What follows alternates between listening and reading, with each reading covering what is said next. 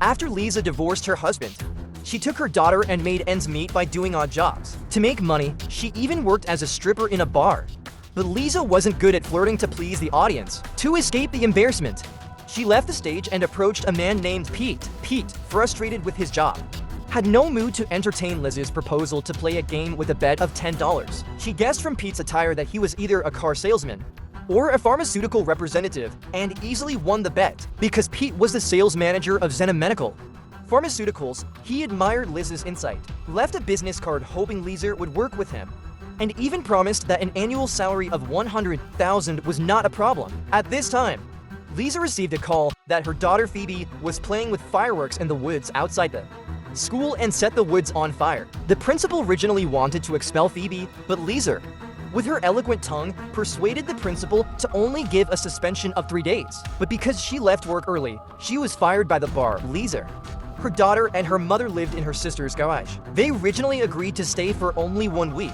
But after more than 2 months, Liza was still unemployed. Her sister couldn't bear it anymore. The two had a big fight, and Liza moved with her daughter to a cheap motel. They met very friendly neighbors here, who gave them a pair of earplugs and a quilt. At night, Liza realized the importance of earplugs because the music from next door was too noisy. She secretly vowed to make a name for herself. The next day, Liza tried to call Pete to seek a job, but she couldn't get through, so she took her resume and went directly to the company. At this time, Pete was with his boss, introducing the company's new drug, Lornithine, to investors. Lornithine is the world's first fentanyl sublingual spray, which can relieve sudden cancer pain in just 5 minutes. 2 years of clinical trials have proven that the addiction risk of Lornithine is less than 1%. But because the market share of Lornithine is also less than 1%, the investment negotiation failed, and Zena Company is facing the risk of bankruptcy. However, Pete still took the time to interview Liza. Liza didn't graduate from high school and didn't have a decent work experience, which made Pete frown. After thinking for a few seconds, he turned around and remade a resume. The education was changed to a doctorate, and the work experience became a senior executive of a pharmaceutical company. Then he bypassed his boss and took Liza directly to see Dr. Neil, the boss. Liza had just browsed an article published by Neil in a magazine in Pete's office. She used this as a topic to express her admiration for Neil. Then she let Neil tell his own entrepreneurial story. Neil and his wife have been married for 40 years and are very affectionate. Later, his wife suffered from cancer and died in pain. In order to make up for the regret and help more cancer patients relieve pain, he developed Lornithine. Neil also honestly told Liza that the new drug was in trouble and the company was about to fail. Then, without looking at Liz's resume, he directly decided to hire her. Liza thought she had a good opportunity, but she didn't expect the job to be insecure, and the base salary was not even half of the temporary workers. Pete told her that commission was the way to get rich. As long as a doctor prescribes a full dose prescription a month, they can get $40,000. Liza seemed to hear the sound of money, and her spirits were instantly high. However, she only had a trial period of 1 week. Pete quickly took her to visit the first major customer, Dr. Lytle of the pain treatment clinic. Last year, Lytle prescribed $9 million for a competitor's company. Liza confidently introduced the advantage of Lornithine's quick effect to Lytle, but he just praised the dessert she brought. Then, a flamboyant competitor's salesman walked into the office for a detailed discussion. Obviously, the competitor's company had already taken the lead. In the next few days, Liza almost visited all the pain doctors in the state. All of them were rejected. During one reception, her daughter Phoebe had an epileptic seizure. The doctor checked and found that it was caused by arteriovenous malformation. The current situation is relatively stable.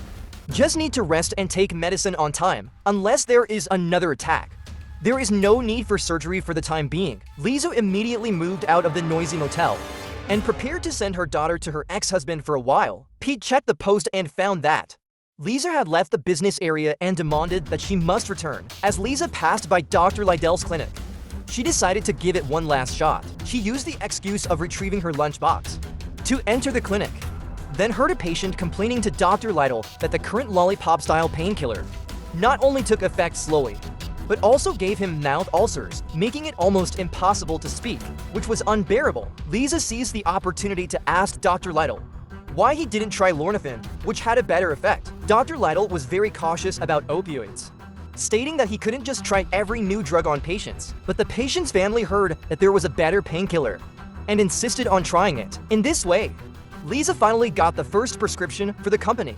and she also received a bonus of $800. However, Dr. Lytle proposed to attend the company's seminar. The so-called seminar is where the pharmaceutical factory pays for doctors to eat, drink, and have fun, thereby attracting doctors to prescribe more. The vice president of marketing disagreed.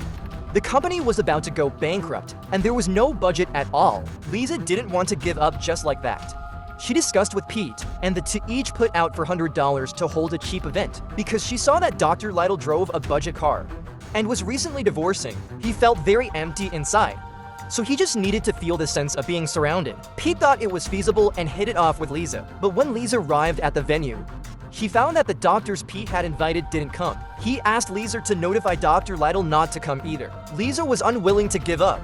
She went to the bar downstairs and randomly invited two doctors to support the scene. When Dr. Lytle arrived and saw the scene was deserted, he turned around and wanted to leave. Liza stopped him, asked about the patient's feedback on Lornafin, learned that the patient was very satisfied with the drug effect, and became more confident. Liza believed that Dr. Lytle deserved a larger seminar and better rewards, and hoped that he could give everyone a chance. Dr. Lytle was moved by Liza's sincerity, returned to the venue, and after 3 rounds of drinks, everyone chatted happily. At this time, Pete proposed that as long as Dr. Lytle let all previous patients switch to their Lornafin, in addition to getting a 10% commission, he would arrange 3 speaking events for him every week. Each appearance fee is $1,500, and Dr. Lytle left happily, driven by financial interests. Dr. Lytle changed the medication for 40 patients in 3 days. Liza also earned a hefty commission. She gave her mother a new car and paid back the money to her sister with interest in order to expand the business. Pete and Liza recruited a group of salespeople who are currently desperate and extremely eager for money. Of course, all resumes were changed to doctorates. They did everything they could to win over doctors. In this way, Lornafin, with its amazing efficacy, and the sales staff's bombardment of prescription doctors throughout the state, increased its market share in the Southeast from 0 to 86% in just 1 quarter. In Liz's view, although they used disgraceful means, they ultimately delivered the drugs to the patients who really needed them, giving her a sense of industry honor. At the same time, in order to regain the market, competitors bribed doctors to not only let cancer patients take opioids, but also prescribe drugs to ordinary pain patients. It wasn't long before they were investigated by the FBI. Meanwhile, Xana Company's performance soared and successfully went public because Pete and Liza completely overshadowed the vice president. The vice president was very upset, so he sent Liz's fake resume and the black material that she had been sentenced to 3 months for selling marijuana candy to Neil. As a result, it backfired. Neil was very clear that the company's achievements today depended on Liz's ability, not her education. He fired the vice president on the spot and promoted Liza and Pete through her own efforts. Liza bought a house and sent her daughter to a private school at double the price. As the company grew larger and larger, Neil's miserly nature was undoubtedly exposed. In order to save the floor polishing fee, he actually asked everyone to work barefoot. Liza proposed to establish a compliance department to avoid huge penalties for bribing doctors. Neil thought that establishing a compliance department was an unnecessary expense. At this time, CEO Eric emphasized that he had never signed and agreed to the strategy of bribing doctors to write prescriptions adopted by Pete and Liza. As soon as these words came out, the atmosphere instantly stiffened. Pete rushed up, grabbed Eric's phone, and sure enough, he was recording. It turned out that Eric was worried that someone would report a lawsuit, so he thought of a way out in advance. After Eric was fired, he cashed in $32 million in company stock and achieved financial freedom. Liz's mother was also a salesperson in the company. At a company celebration banquet, she took the initiative to approach Neil and had a sunset romance. And after that, Neil became even more strange. Neil always stayed in his mansion, not allowing visitors to bring cell phones and even requiring a body search. At the same time, Neil was no longer satisfied with the company's performance always being flat. In order to make more money, Neil asked Pete and Liza to promote off-label drug use, lobbying prescription doctors to prescribe flexibly, whether it's a toothache, eye pain, or nose pain. As long as it's a pain symptom, they prescribe Lornafin, with the lesson of competitors in mind. Liza didn't want the company to repeat the same mistakes, but Neil, who had been kidnapped by greed, didn't listen to persuasion at all. He pointed out that Liza hired her own mother, violating the company's personnel procedures, and asked Liza to fire her own mother. All of Liz's savings were in the company's stock options, and it would take more than 3 months to lift the ban, so she could only compromise for now. She originally thought that Dr. Lytle would definitely not agree to prescribe Lornithine beyond the scope of indications. But she didn't expect that money could turn people into devils. Dr. Lytle proposed a 25% kickback. The abuse of Lornithine soon led to serious consequences. The first patient who used Lornithine in Dr. Lytle's clinic developed drug addiction and side effects such as tooth loss. The patient's family went to the clinic and threatened to sue Dr. Lytle. Just as Liza was overwhelmed with work, her daughter Phoebe had another attack. After the examination, the doctor suggested that surgery should be done as soon as possible. Liza planned to use the stock options worth $15 million as a mortgage loan to raise surgery fees for her daughter. But because the pharmaceutical industry is very unstable, and there are too many variables in 3 months, the mortgage loan was rejected. Liza prepared to borrow money from Dr. Lytle. But when she arrived at the clinic, she found out that Dr. Lytle had been taken away by the FBI. After Neil and Pete learned the news, they not only didn't think about avoiding the limelight, but actually planned to increase the dose to make up for the loss caused by the prescription doctor.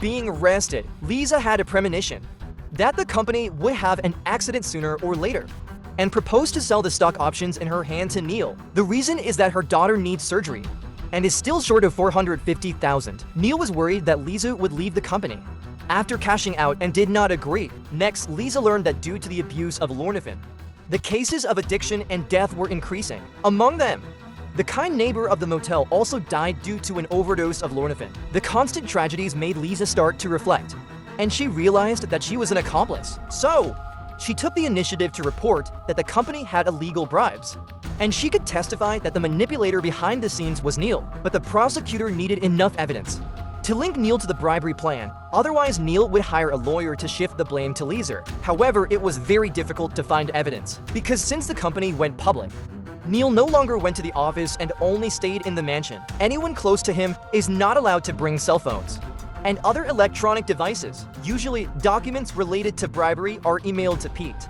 Pete prints the email and gives it to Neil for review. After Neil marked his agreement, Pete then conveyed it to Liza and others, and the paper files approved by Neil will be destroyed on the same day. Soon, Liza came up with an idea. She fabricated a list of bribes, emailed it to Pete, and waited for Pete to get Neil's signature of agreement. But Pete seemed to have a natural ability to detect insiders.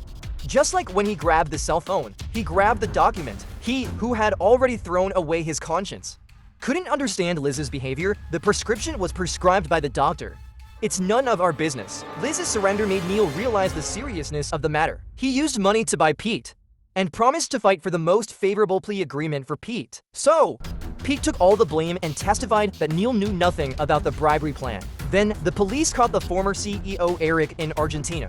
But Neil immediately arranged for a lawyer to seal his mouth with money. During this period, Liz's daughter had surgery and her recovery was good. But Liza was not willing to watch Neil get away with it and was still actively looking for evidence. One day, a clue from her mother's informant finally turned things around. It turned out that after she had a one-night stand with Neil, she asked for Neil's private email, and because of the increase in bribes, she had sent an email to Neil, and Neil also replied. The evidence was conclusive, and Neil was sentenced to 66 months in prison. Liza was sentenced to 1 year and 3 months in prison because of her good attitude in surrendering. This carnival of interest finally came to an end. The movie is adapted from the Purdue Pharmaceutical OxyContin abuse case that shocked the United States. Purdue Pharmaceuticals caused millions of people to become addicted and tens of thousands of death cases in just over a decade. What was originally a good medicine to save patients from pain, but because of the greed of the company and doctors, it became a deadly drug.